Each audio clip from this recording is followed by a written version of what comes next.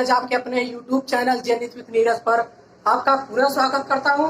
आज हम मित्रों प्रेजेंट इंडिफिनिट टेंस का इंट्रोगेटिव सेंटेंस पढ़ेंगे। क्या पढ़ेंगे? प्रेजेंट इंडिफिनिट का इंट्रोगेटिव सेंटेंस। तो आइए हम देखते हैं कि हिंदी से अंग्रेजी इंट्रोगेटिव सेंटेंस को कैसे बदलते हैं।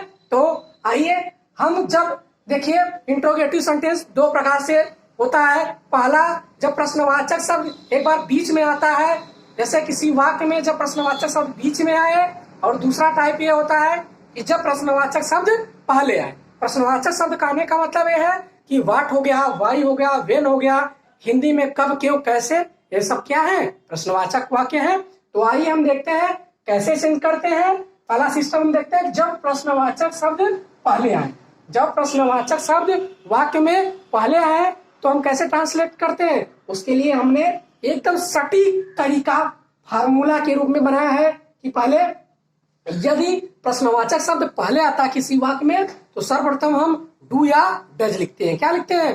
डू या डज। अब आपको यह कंफ्यूजन होती है मित्रों कि डू कब लगता है, डज कब लगता है। ये जानिए कि यदि सब्जेक्ट आपका जो सब्जेक्ट होता है वह सिंगुलर हो तो डज का प्रयोग करेंगे, यदि वह बहुवचन हो तो डू का प्रयोग करेंगे। उसके बाद हम अपना कर्ता सब्जेक्ट लगाएंगे, उसके बाद वर्ब की फर्स्ट फॉर्म लगाएंगे, उसके बाद वर्ब की फर्स्ट फॉर्म लगाएंगे, उसके बाद हम अपना ऑब्जेक्ट कर्म होता है वो लगाते हैं। उसके बाद क्वेश्चन मार्क लगाना अति आवश्यक है।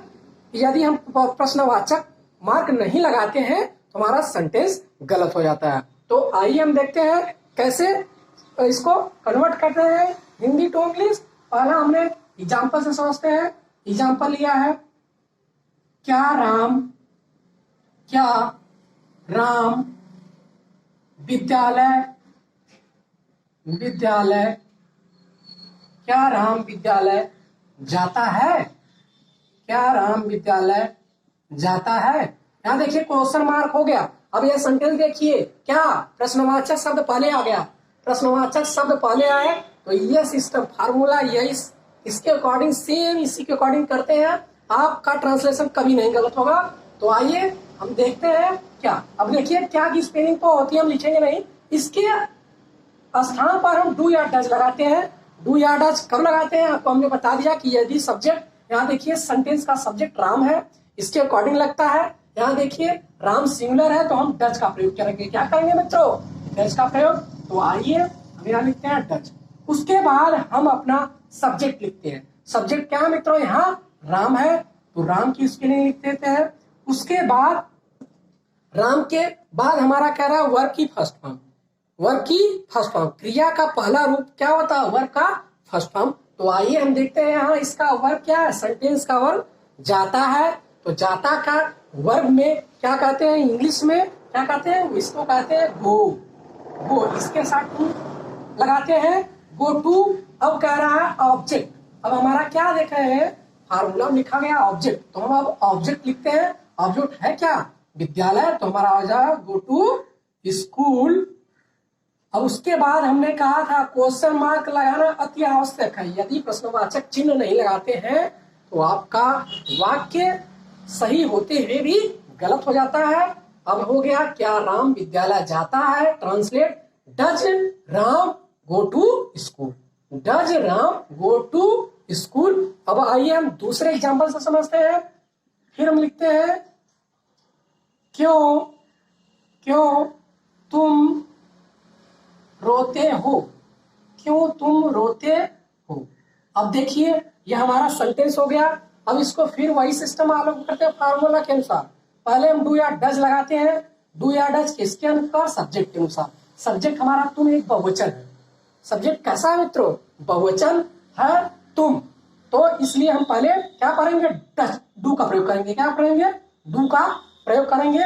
उसके बाद हम क्या लगाएंगे? डू।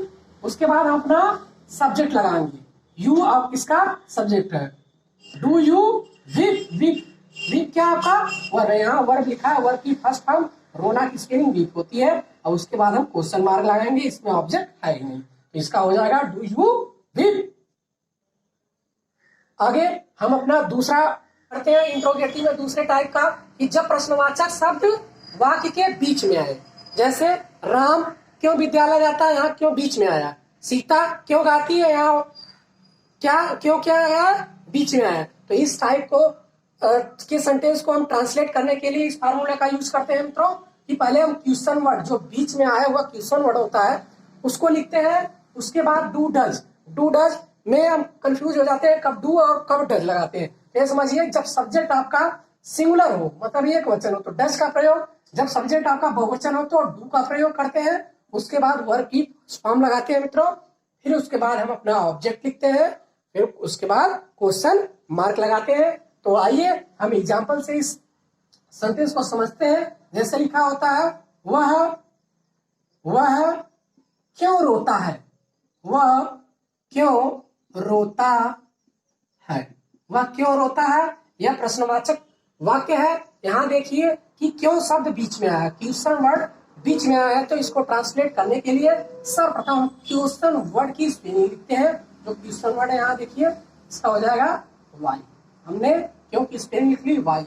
उसके बाद हम सब्जेक्ट के अनुसार हेल्पिंग वर्ब लगाते हैं, डू या डज का प्रयोग करते हैं। हम देख रहे हैं यहाँ पर वह सब्जेक्ट है इस वाक्य का, तो इसके अकॉर्डिंग हम क्या लगाएंगे, डज लगाएंगे। क्या लगाएंगे, डज, तो हो जाएगा वाई डज। उसके बाद हम सब्जेक्ट लगाते हैं, सब्जेक्ट हमारा क्या है, ही, तो हो जाएगा वाई डज ही। अब देखिए वर्ब की फर्स्ट फॉर्म, रोना एक वर्ब है और इसकी इंग्लिश में क्या होती है, फर्स्ट फॉर्म विप होती है। इसके बाद हम क्वेश्चन मार्क लगाते हैं, हमारा ट्रांसलेट कंप्लीट हो गया। अब आगे हम चलते हैं मित्रों, दूसरे एग्जांपल से समझते हैं। जैसे हो जाता है कि तुम विद्यालय क्यों जाते हो, तुम विद्यालय क्यों जाते हो। अब यहाँ देखिए मित्रों, तुम विद्यालय क्यों जाते हो, यहाँ क्या है, क्वेश्चन वर्ड बीच में है। क्वेश्चन वर्ड जब बीच में है तो सर्वप्रथम इसकी अंग्रेजी लिखते हैं। यहाँ देखिए क्यों की स्पेलिंग क्या हो जाएगी, वाई। उसके बाद हम सब्जेक्ट के अनुसार हेल्पिंग वर्ब लगाते हैं, जैसे डू और डज। तो हम यहाँ देखिए बहुवचन है तो डू का प्रयोग करेंगे, हो जाएगा वाई डू। उसके बाद हम अपना सब्जेक्ट लगाएंगे, सब्जेक्ट क्या है, यू है, टू यू। अब वर्ब लगाएंगे, वर्ब की फर्स्ट फॉर्म यहाँ जाने की स्पेलिंग क्या होती है, गो होती है, तो गो टू हो जाएगा। उसके बाद why do you go to. अब हमारा ऑब्जेक्ट लगाएंगे, स्कूल है और स्कूल ऑब्जेक्ट है, स्कूल लगा दिए। उसके बाद अंत में क्वेश्चन मार्क आता है, तो हमने क्वेश्चन मार्क लगा दिए। अब देखिए सेंटेंस का कंप्लीटली हो गया। आज के वीडियो में बस इतना ही, आगे हम कंटिन्यू करेंगे अपने वीडियो को। आप लाइक करिए, इसको शेयर करिए, सब्सक्राइब करिए चैनल को। धन्यवाद।